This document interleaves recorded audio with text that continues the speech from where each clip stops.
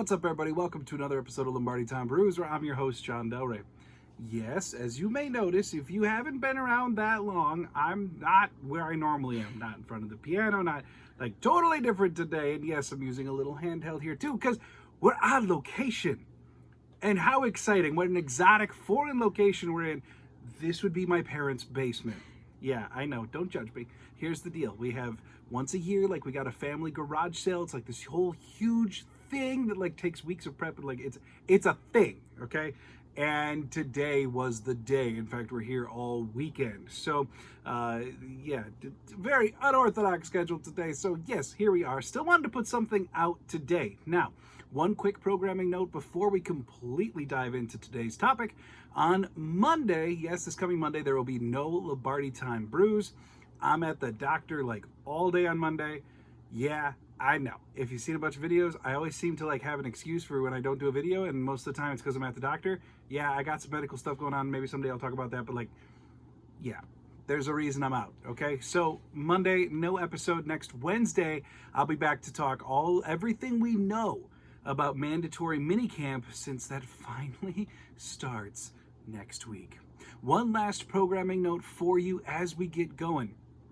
Like I said, we are in the dead part of the off season. We're finally coming up on mini camps. There's going to be times soon where I may be asking all of you out there, what are the different topics that you'd like to hear talking about, especially as we get between mini camp and training camp. There's kind of a big window of the calendar there where there's just not a ton going on. So if you've got any ideas, please start to put them in the comments now. I'm going to compile them all. Really looking for some fun, especially interactive ideas to do. Yes, we are planning on doing more live shows. Obviously, it didn't work out this week.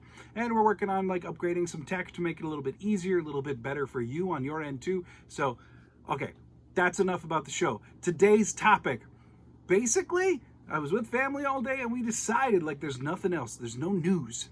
So, let's just do some fill in the blanks. Now, Claudia here, yes, if you don't know her, that's Claudia, partner in podcast, partner in life. She and my sister-in-law wrote out 10 fill-in-the-blank style questions, or like scenarios, I've been told. Different questions that have rather simplistic answers that I'm just going to go through and answer to the best of my ability, knowledge, whatever, at this time. So I'm excited to see what it is that they came up with. All right, ready? Okay, question one. You ready to do this? So ready. I'm excited for this too. Okay, cool. Let's do it. All right, down 5. Oh, I'm going to say one other thing too before we dive in. Okay. If you're looking for some like hard-hitting news show, this ain't it. Not today. No. Other days I do facts. Other days I do like logic thing. This isn't that. Okay. This is just a fun off-season. I'm not throwing out any Devontae Adams trades, so you can get that out of your head too. But today is just meant to be fun. No right? multiple sources here today. Yeah, and goodness knows if you have different answers, throw them down in the comments. Be nice, but throw them down in the comments. Let's hear what you have to say as well. This isn't like trivia from what I've been told. So, okay, now you ready? Yeah, I'll shut up. Are you ready? Yeah. Okay. I can tell you have your own talk show. Shut up. You don't. Down 5. 10 seconds to go. Yeah. 10 yards left. Who are you throwing to that you know will secure the pass, bring it down, and win the game? Okay, so obviously like end of game, like last play type style. It's going to be a pass play. So who am I throwing to, right? Yes. Okay. I'm going to go someone who I know is going to come down with it. I'm going to go with Romeo Doubs. Now, I know like one of the obvious answers, right, is that like alpha receiver, Christian Watson, right? Or like maybe go to one of your big bodies, the new boys, the frat pack as they're called, the tight ends. But truth is, you know, Watson and Doubs in their rookie years both had some issues with drops. I think technically, like officially, they even ended the season with the same number of drops, like 5, I believe. But I believe that Romeo Doubs, taking into account the totality of their rookie season, training camp, all the way through all the games, I think Romeo Doubs showed more of a knack to make the tight window contested catch. It's not at all a knock on Christian Watson because he actually gets open. But for Doubs, who at times has to make more of the contested catch in the tight window, lots of contact all around him. If we're talking like a 10-yard slant in the end zone to win the game, yeah, I'm going Romeo Doubs. He's my answer. Number one. Lock it in. All right. Number 2. Yeah. Fill in the blank. Blank will lead the team in rushing touchdowns this year. Will lead the team in rushing touchdowns. Yes. Okay. I'm really confident about this one. I think it's going to be Aaron Jones. A.J. Dillon, I just talked about this last week, has had seasons in his career of 5 touchdowns, 7 rushing touchdowns. Aaron Jones's career high is 16 rushing touchdowns. And I think this year, given the uncertainty at quarterback, let's call it, given a return to more LaFleurian style offense, comping Aaron Jones versus A.J. Dillon. A.J. Dillon is like the battering ram. He's the truck, right? And he's the easy call. And you're like 4th and goal on the 1. Who are you going to call? Not A.J. Dillon in my case. I'm going to go with Aaron Jones because he has that knack. When he rushed for 16 touchdowns a few years ago, it's because he had this incredible wiggle about him. He has excellent vision.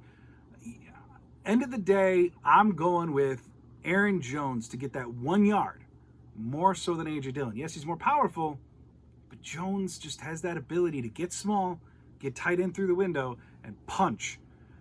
In a very different way than Dillon, but I'm going with Jones. I think he's going to lead the team this year. All right. Number 3. Yeah.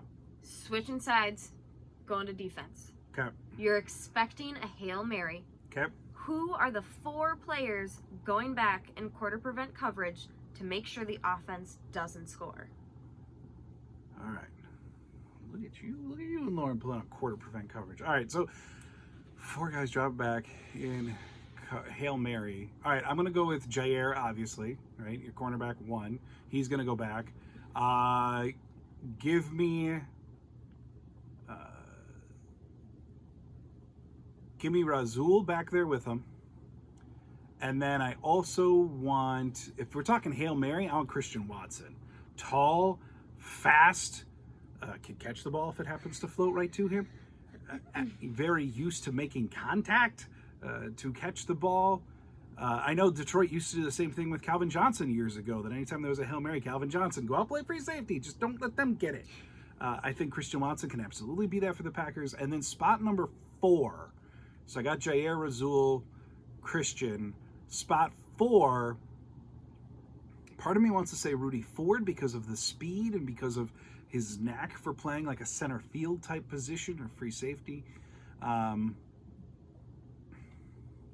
mean, Owens could do the same with Tarvarius Moore.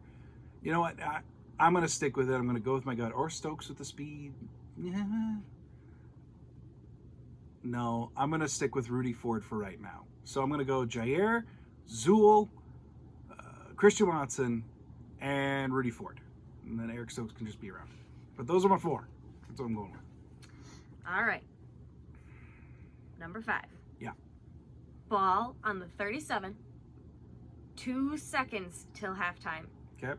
Are we kicking the field goal with Carlson or aiming it out to Watson? Ball on the what? 37. Okay, so 30. All right, so 54-yard field goal for Anders Carlson. Okay. 2 seconds to go until halftime. Right. So 54-yard field goal for Carlson. Now, I've been talking a lot about Anders Carlson and how the fact of, I believe the Packers drafted him not because of how he's been the last couple of years, but because it was in 2020 when he actually was a very good kicker for Auburn and was actually in 2020 was proficient beyond 50 yards out. However, I don't recall him having a lot of experience beyond 50 at all. In fact, I remember his career high was in the low 50s. So 54. Now, the logic dictates going into halftime, you just want points, right? Let's assume all things neutral, tie game, whatever. You just want some points. And the easier money says just try for the 3 versus a 37-yard play. But you're going to trust a kicker who maybe has never kicked a field goal that long and is coming off of 2 injury-riddled seasons as a rookie?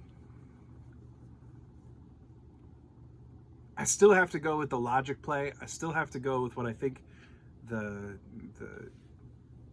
I still got to go with a 54-yard field goal is more likely to make than a 37-yard pass play would be. So let's go with the field goal, but I kind of hate it. Playing it safe. No. Okay, McCarthy. I love Big Mike, but that's mean. All right. Number 6. Yeah. Fill in the blank. Okay. Blank is the current Packer with the best odds to wind up in Canton. Current Packer, it's obviously not Rodgers, but with the best odds to wind up in Canton, so Pro Football Hall of Fame. To me, actually, this is pretty easy. I'm going to go with David Bakhtiari.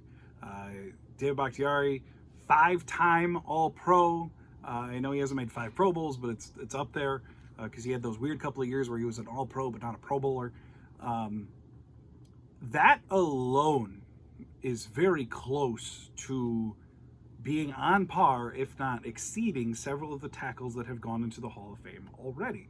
In fact, there was a very interesting discussion on Twitter. I forget which one started. Maybe it was, I don't know, one of the rumors notifications accounts for the NFL put out there that Trent Williams, the San Francisco 49ers left tackle, is advancing in age and he's assuredly going to be a first ballot Hall of Famer. I think this account even called him perhaps the greatest left tackle of all time after only giving up like 43 sacks in his career. Some nonsense, right? And I remember seeing in the comments there was some like, yeah, he's really good and he's probably going to go to Canton, but like, so is David Bakhtiari. And the Packer fan in me was like, yeah, that's right, get him. But the thing is, that's not that far-fetched. I mean, David Bakhtiari now is about 31 years old. I remember from the conversations that, like, he's given up 29 career sacks as opposed to Trent Williams giving up 43, and Bakhtiari's only played about 1,000 fewer snaps than Trent Williams did, which is about one full season, even though there's, like, a 3-year age difference between the two of them. Ultimately, like, David Bakhtiari came back last year, didn't give up a sack, still was very much David Bakhtiari up until that emergency appendectomy. And I know not everyone in the fan base is in love with Bakhtiari anymore, and I get it, but last year he still was a more than capable left tackle. I think a couple more years, if he could just squeak out a couple more of at least capable left tackle play, we're probably going to see him in Canton someday, especially if he can knock on another Pro Bowl or whatever over the coming years. And keep in mind too, even if we're going to get him on the injury part, someone that went in relatively recently was like Tony Bonselli, who the tackle from Jacksonville, who had a ton of injuries throughout his career as well. So it's not unprecedented that an elite tackle who then eventually falters to injury wouldn't make it into Canton. I think David Bakhtiari has a really strong shot. In fact, I think a lot stronger of a shot than a lot of Packer fans care to admit at this time in the fandom of David Bakhtiari. Next. All right. Number 7. Yeah. 3rd and 3. Okay. You're on the opposing 47-yard line. Okay. Tie game. 4th quarter. What personnel is on the field to extend the drive? Extended drive. So I'm obviously offense. Yes. Right? 3rd and 3. Okay. Tie game, 4th quarter? Correct. Opposing 47-yard line. Okay, so basically I just need a play over 3 yards to keep the drive alive and keep the game going, essentially. So give me, give me, I'm a sucker for a good pony package. And I know it wasn't always effective last year, but I think there were some other things going on. I think it can be effective if 3rd and 3, you want maximum. I like what like LaFleur talks about is like give the perception of complexity, right? You want to do that on 3rd and 3, have both of your running backs on the field because no one's quite sure 3rd and 2, 3rd and 3, whatever. It's my scenario. No one's quite sure if you're running or if you're passing, right? And I'm not going to probably be as gutsy as to run it on 3rd and 3. Oh. Maybe. Regardless, I want Jones and Dillon on the field for sure. I want both of them. Watson and Dobbs, your wide receivers 1 and 2 at this juncture. I want them on the field. And then for that last person, because you got 5 O-line, you got Love, you got the 2 running backs, you got the 2 wide receivers. For that last person in the offense, I want either,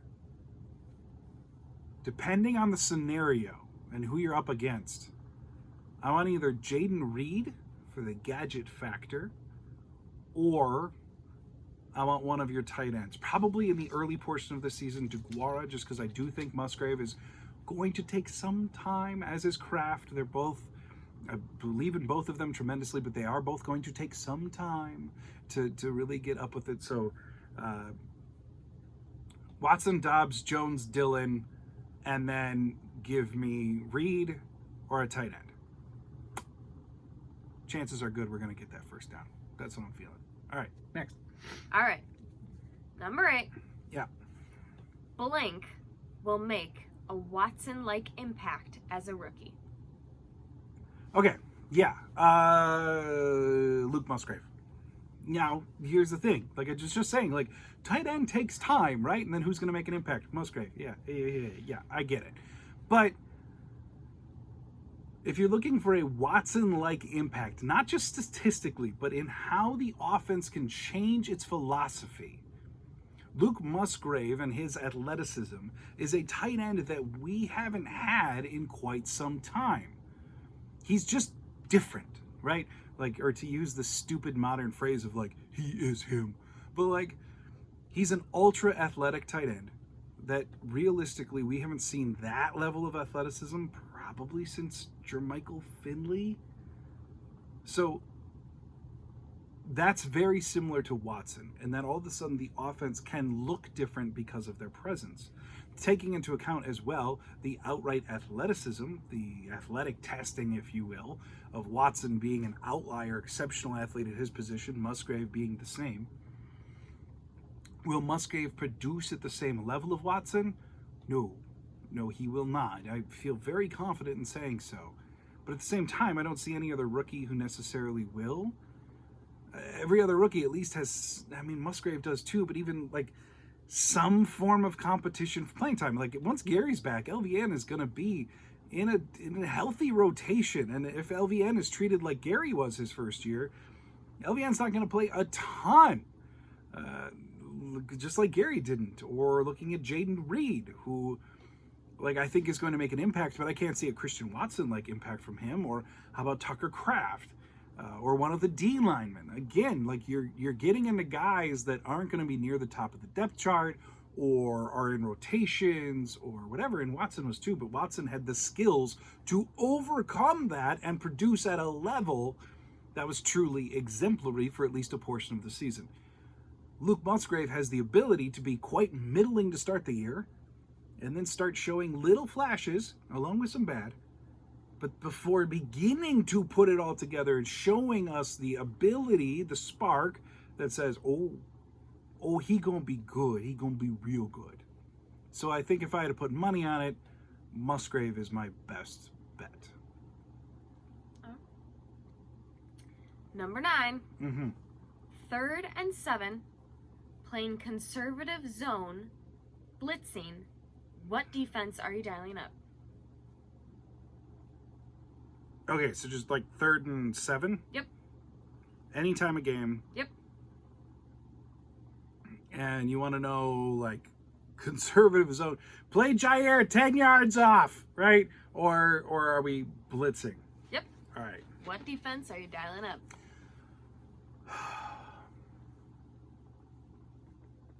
I'm not doing the Jair and Joe Barry special of playing beyond the line. I can tell you that right now. However,